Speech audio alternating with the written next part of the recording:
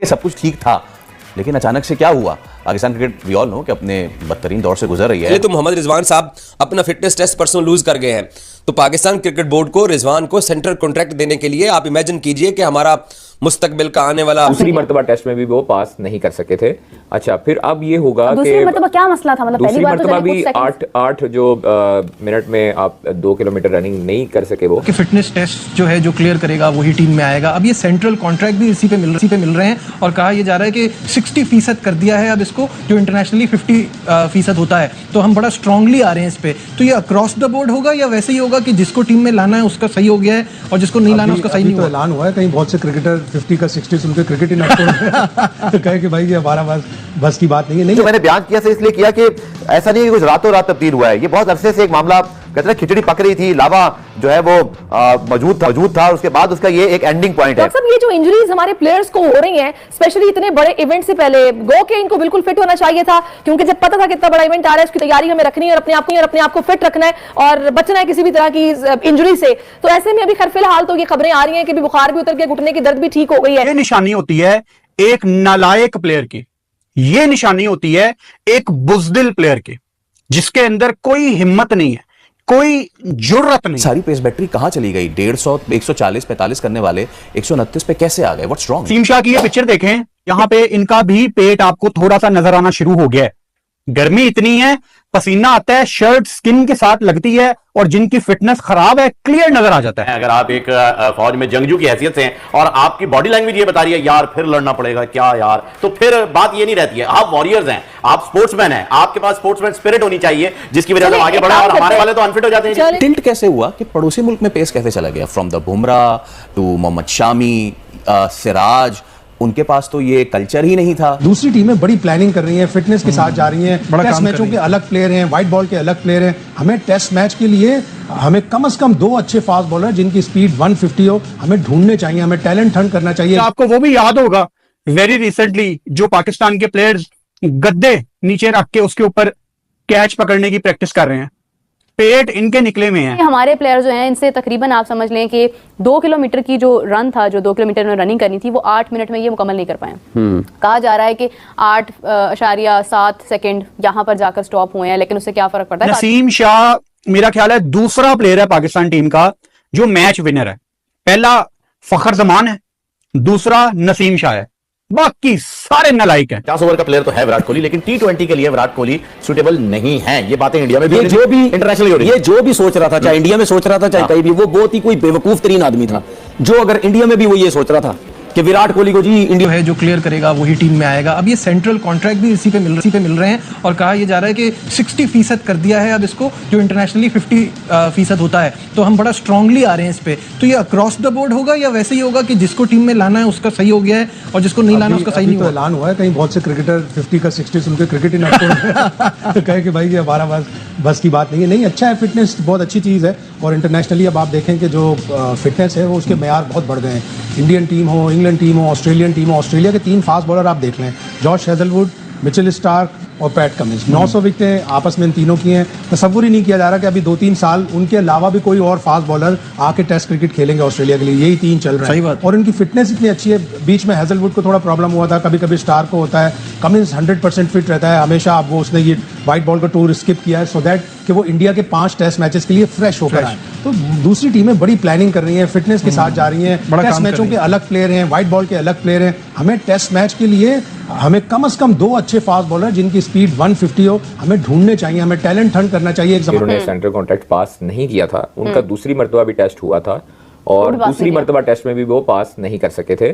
अच्छा, फिर अब ये होगा कि दूसरी मर्तबा क्या मसला था? मतलब दूसरी मर्तबा भी 8 जो मिनट में आप 2 किलोमीटर रनिंग नहीं कर सके वो, और 8 मिनट से ज्यादा कर सके थे। तो 2 मरतबा फेल हुए फिटनेस टेस्ट में। लेकिन अब पाकिस्तान क्रिकेट बोर्ड का मौकफ ये है कि फिटनेस पे कोई कंप्रोमाइज नहीं किया जाएगा। और पहले तो मोहम्मद रिजवान साहब अपना फिटनेस टेस्ट परसों लूज कर गए हैं, तो पाकिस्तान क्रिकेट बोर्ड को रिजवान को सेंट्रल कॉन्ट्रैक्ट देने के लिए आप इमेजिन कीजिए कि हमारा मुस्तकबिल का आने वाला white ball captain fitness test lose कर गया, Saud Shakeel fitness test lose कर गया और बाकी भी प्लेयर फिटनेस टेस्ट लूज कर गए हैं। तो पाकिस्तान क्रिकेट बोर्ड को अपनी मौजूदा पॉलिसी को बदलकर रिजवान को सेंट्रल कॉन्ट्रैक्ट में अकोमोडेट करना पड़ेगा।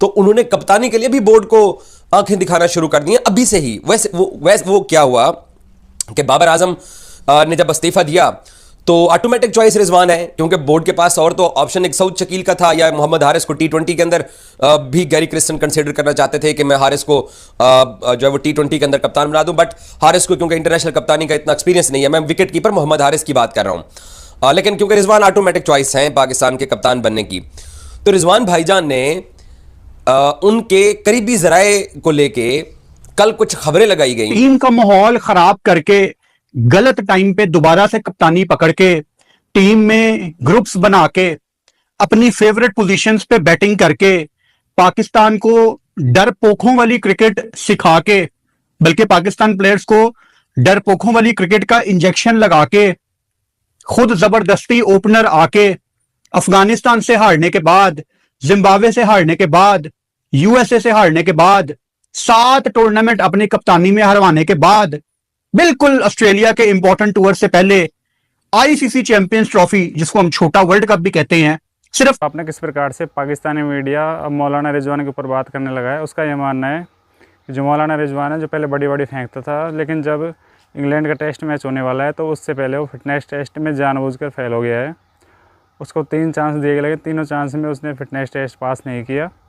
8 मिनट में 2 किलोमीटर की रनिंग भी नहीं कर पाया। और जो पाकिस्तानी मीडिया है वो नसीम शाह के ऊपर भी कमेंट करने लगा है। उनका ये मानना है कि नसीम शाह जब ग्राउंड में खेलते हैं और जब उनके पसीने आ जाते हैं तो जिनकी टी शर्ट है उनके पेट पे लगते हैं, तो उससे उनका पता लग जाता है कि उनके खिलाड़ी की फिटनेस टेस्ट जो बिल्कुल नहीं है, उनका पेट ओवरवेट हो रहा है, वो बाहर आ रहा है। जो पाकिस्तान के लोग बोल रहे थे कि विराट कोहली को टी20 नहीं खेलना चाहिए, वो टी20 के लिए सही नहीं है, तो इसके ऊपर पाकिस्तान के लोगों ने कमेंट किया है। उनका ये मानना है कि विराट कोहली को जो ये बोलता है कि भाई उसको टी20 नहीं खेलना चाहिए, वो महान बेवकूफ़ आदमी है, क्योंकि विराट कोहली जैसा प्लेयर किसी भी फॉर्मेट में खेलने में सक्षम है। वो ऐसा नहीं है कि वो टी20 के प्लेयर हैं। तो दोस्तों, इंग्लैंड की टीम जब पाकिस्तान पहुंची उससे पहले पाकिस्तान में डर का माहौल पैदा हो गया था, लेकिन अब पाकिस्तान में एकदम से झटका सा लगा हुआ है कि पाकिस्तान के 8 खिलाड़ी हैं जो फिटनेस टेस्ट में फेल हो गए हैं, और जो और भी खिलाड़ी हैं वो एक एक करके जानबूझकर फेल हो रहे हैं। इससे पाकिस्तान मीडिया को एकदम मतलब सदमे में है। जो बाबर आजम है उसने मतलब कप्तान से रिजाइन कर दिया, जिसकी वजह से उनकी ऑटोमेटिक चॉइस रिजवान बन गया है, जो कि मौलाना टाइप का खिलाड़ी है। उसकी वजह से पाकिस्तानी मीडिया एकदम से डरा सा हुआ। उसका ये मानना है कि चैम्पियंस ट्रॉफी सर पे आ रही है और ऐसे टाइम पे पीसीबी किसको कब मतलब कैप्टन अनाउंस करेगा ये पता नहीं है, लेकिन ये तो कन्फर्म है कि कैप्टन रिजवान को अनाउंस करेंगे वो, क्योंकि उनकी चॉइस रिजवान ही है और कोई नहीं है, वो रिजवान को अनाउंस करेंगे। वैसे ही पाकिस्तान में रिजवान के अनाउंस करने की बात पहले भी हो रही थी। बाबर ने 1 महीने पहले कैप्टन पद छोड़ने के लिए बोल दिया था, लेकिन उन्होंने छोड़ नहीं पाया। उन्होंने क्या है, अपने Twitter social media site x पे रात को 12 बजे मतलब एक ट्वीट किया। उसके बाद में पाकिस्तान के लोगों ने उनको ट्रोल भी कर दिया। पाकिस्तान के लोगों का यह मानना है कि पाकिस्तान में जो कुछ भी होता है वो मिडनाइट के बाद होता है या फिर रात में ही होता है, जबकि अदर देश की कंट्रीज़ में क्रिकेट के बारे में कोई भी कुछ होता है तो वो दिन में होता है। और हमारे यहाँ में टीम स्क्वाड जारी की थी तो वो दिन में की थी, लेकिन पाकिस्तान के उल्टे पुल्टे लोग हैं, वो जो भी करते हैं वो दुनिया से हटकर ही करते हैं। तो दोस्तों, इंग्लैंड का टेस्ट मैच होने वाला है पाकिस्तान से, लेकिन उससे पहले पाकिस्तान एकदम से घबराया हुआ है। पाकिस्तान के खिलाड़ी एक एक करके अनफिट होते जा रहे हैं, जिससे पाकिस्तान मीडिया को बहुत बड़ा झटका लगा है। उसका ये मानना है खिलाड़ी है जो जानबूझकर ऐसा कर रहे हैं, क्योंकि उनको पहले फिटनेस पे फोकस करना चाहिए। और ये बात भी सही है, कोई भी प्लेयर है तो उसका पहला काम होता है फिटनेस, क्योंकि फिटनेस उसको ज़रूरी होती है। लेकिन पाकिस्तान के खिलाड़ी 8 मिनट में 2 किलोमीटर की रनिंग भी नहीं कर पा रहे हैं, तो आप इससे अंदाज़ा लगा सकते हो कि वो खिलाड़ी किस कैसे उसको खिलाड़ी कैसे बोल सकते हैं। वीडियो अच्छी लगी तो लाइक करें, फिर मिलता है अगले वीडियो में। धन्यवाद।